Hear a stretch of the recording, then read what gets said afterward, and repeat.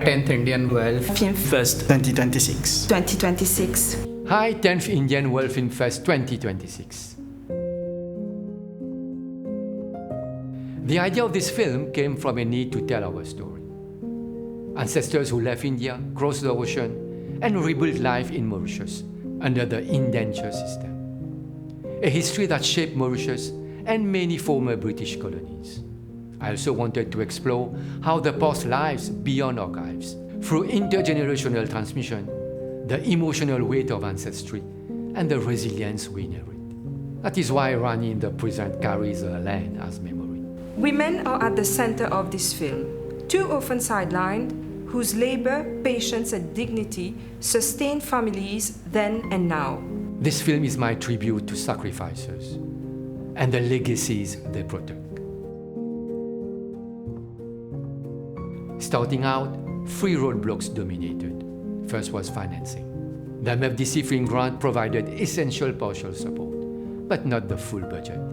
So we relied on savings and strict prioritization, deciding what must appear on screen and what could be implied cinematically. Second was casting. In Mauritius, there is a limited pool of trained screen actors. So we built the cast locally through extensive auditions, coaching, and rehearsal. About 95% had never acted for cinema. Third was recreating the past. Period scenes required inventive location choices and production design details to achieve authenticity without spectacle. Those constraints ultimately shape our realist method. Managing human and financial resources meant designing a lean, realistic workflow while protecting the film's creative ambition.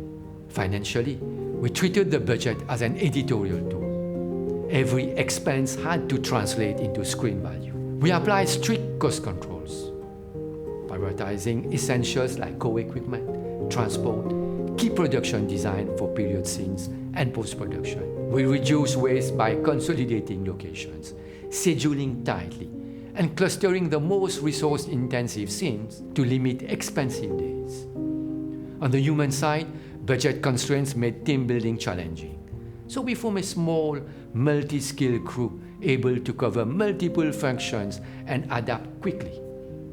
Clear roles, constant communication, and shared responsibility were crucial, alongside careful workload management to avoid burnout and maintain quality. Overall, the resource management became an exercise in creative logistics, aligning time, people, and money with the film's priorities, building a lean team structure that could deliver feature-level outcomes without feature-level resources. The main challenges came from 2 deliberate choices: a naturalistic visual approach and a community-based cast. We use very minimal artificial lighting, relying on available light to preserve natural textures and atmosphere. The trade-off was constant dependence on weather and timing, cloud cover, exposure shift, and short windows of consistent light. Some shooting days had to be cancelled or replanned simply because the light wasn't right. Scheduling was another major challenge. Many actors were not full-time professionals. They had regular jobs and family responsibilities. Coordinating availability across cast, locations, departments, and weather became a complex logistical task, requiring flexibility and a real commitment from everyone involved. But these constraints ultimately shape our discipline. Tight planning, quick adaptation, and a production rhythm where realism was not only the film subject, but also part of how we did it. For me, the difference was less about content and more about form. I envisioned films first through the thematic architecture, the emotional trajectory, and ethical stakes. So the core concept stayed consistent, a 2-century mirror between Mira and Rani, exploring indentures, afterlives, and women's labor. What evolved was the translation into cinematic language. Independent constraints, time, resources, weather, actors' availability, shape rhythm, staging, and sometimes the density of certain beats. Like any film, there are always transitions you could refine, but the final cut matches the original intent: dignity, remembrance, and live history.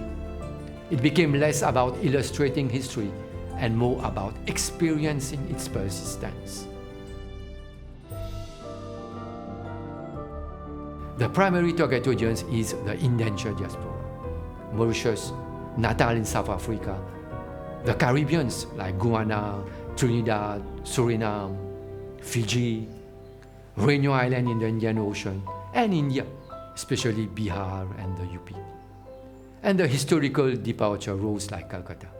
Secondarily, global viewers interested in colonial history, migration, women's history, and intergenerational memory.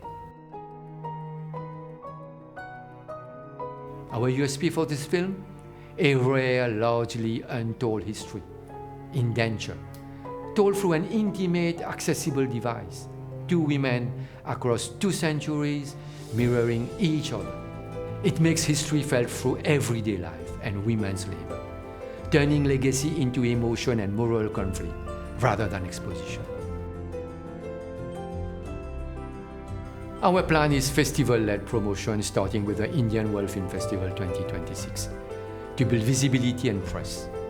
For distribution, we are thinking about OTT release or SVOD release, ideally Netflix or Amazon Prime, to make the film accessible to Mauritius and to the wider indentured diaspora globally. In parallel, we plan a local launch in Mauritius and targeted screenings in India, especially in Bihar, and the villages where we shot as a meaningful cultural return. You should watch this film because it tells an underrepresented but foundational history, Indenture and its legacy, through a deeply human story. It's a film about memory, dignity, and what it means to protect land, identity, and inheritance across generations, centered on 2 women whose lives echo across time. To emerging filmmakers like myself, I would say start with a story that matters to you. Plan rigorously and don't wait for perfect conditions. Use constraints as fuel, stay disciplined in craft, and protect your voice, because a clear point of view is your strongest asset. We wish success and positive vibes to the 10th Indian World Film Fest 2026.